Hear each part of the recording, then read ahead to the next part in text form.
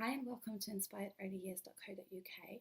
I'm Jess and I help busy owners and managers of childcare settings who struggle with balancing their own needs and those of their business to improve their work-life balance. Wow. This week I've had an awesome time speaking on the phone via Skype to a lot of different people, some of them preschool managers, some of them nursery managers, some of them childminders, and I've had a really good time actually getting to know those people better.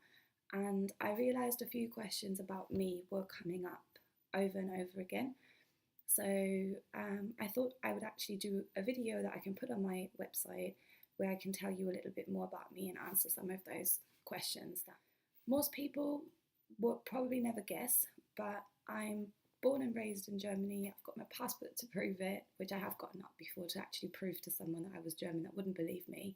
I decided to move to the UK when I was 19, and I don't know exactly why, but I'm still here 8 years later, so it must have been a good idea. I moved to London, and initially I was doing anything and everything that would pay bills basically. So I had some really amazing jobs that if I could help it at all, I would rather not go back to. So I was selling phones for a bit. I worked in a call centre, I worked in a restaurant kitchen, I worked in a pub. I think I did pretty much anything and everything you could imagine. I didn't enjoy any of it. So after a year or so, I decided to go back to working with children. I've done quite a few placements, babysitting, tuition when I was still in Germany. I've done an internship in my local kindergarten that I went to. So I really thought, you know what, this is something I enjoy and I want to get back to it. So fast forward a few years, I'm still in London, just technically, well, if I could throw, which I can't, I could probably throw something far enough to reach Essex, but I'm not good at throwing and I'm not going to try that. But so we're just in London. I have a fiance who is South African, and we also have 4 guinea pigs. We kind of went down the route of naming them after desserts, so they're called Cookie, Crumble, Biscuit, and Oreo. Probably not the most creative names, but yeah. While while I was in school, I'll be quite honest, I hated anything to do with learning, with studying.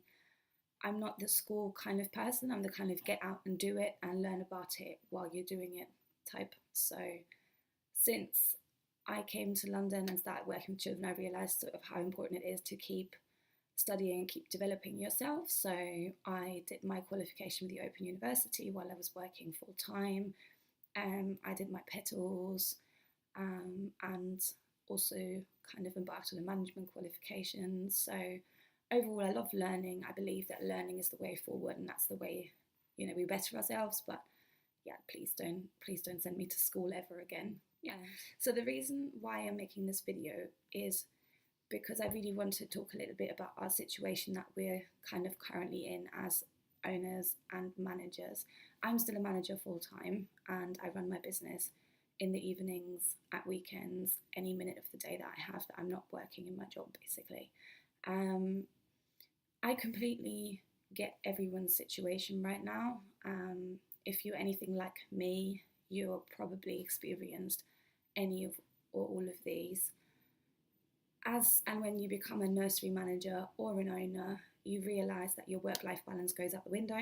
You start working late in the evenings, you take piles of work home, you answer emails off your mobile, you feel like you're on your own a lot of the time. So other people treat you like an agony aunt, and every problem they have, they take to you because you're their person, but you yourself necessarily haven't got anyone to go back to. So your family might be a little bit annoyed when you come home and you talk about work, but some things happen and you can't not talk about it, but your family doesn't really understand in detail what you go through during the day.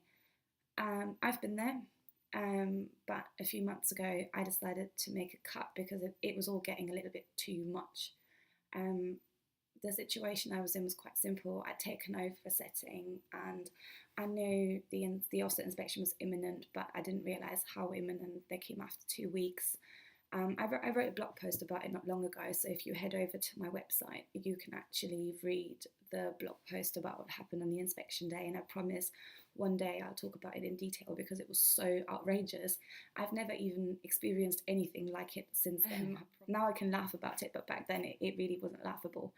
So I realised how bad everything was and how badly I needed to do something to fix it, and I worked and worked and worked and worked until the day of our re-inspection. And then I said, you know what, I can't do this. I'm starting to neglect my home life. I'm starting to neglect simple things like doing the washing up, cooking, doing laundry. I just felt like I was leaving everything else behind. Having experienced that and having felt at times like you're not good enough or you're not working hard enough or you need to do more, I decided that actually it can be done. And I realised now, after a year of not taking work home and a year of cutting it at the time when it's my time to go home, that it can still be done without slowly but steadily sort of draining yourself completely. So I decided to start my company Inspired Early Years because I really believe that the children that we look after,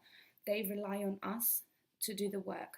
But if we work ourselves into the ground, whether you're a childminder, whether you own the setting, or whether you manage it with a lot of responsibility, if we get ill, if we get weak, if we drain ourselves, if we suffer from stress or even worse, depression, frankly, we can't help the children and we can't help the setting. So I've really realised that I believe that helping people to look after themselves first so they can be there to look after other people. If there's something that sounds familiar to you, I would love to connect with you. Like I say, I spent the last week connecting with some awesome people and it's been really exciting to talk to them. So you can link up with me either on my Facebook page, which is facebook.com/inspired early years. That's all one word.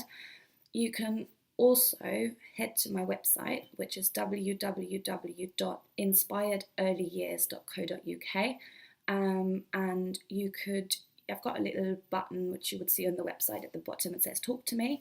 You can actually book a time to just have a little chat with me. And you can also sign up to my newsletter on the website, so I can keep you updated. I send out lots of little freebies and things that you might find helpful. And if you prefer to email or you're too busy to kind of call and chat, then you can send me an email. My email address is jess@inspiredearlyyears.co.uk. I would love to hear more from you. And if, like I say, if you want to hear more from me, then you're more than welcome to have a chat.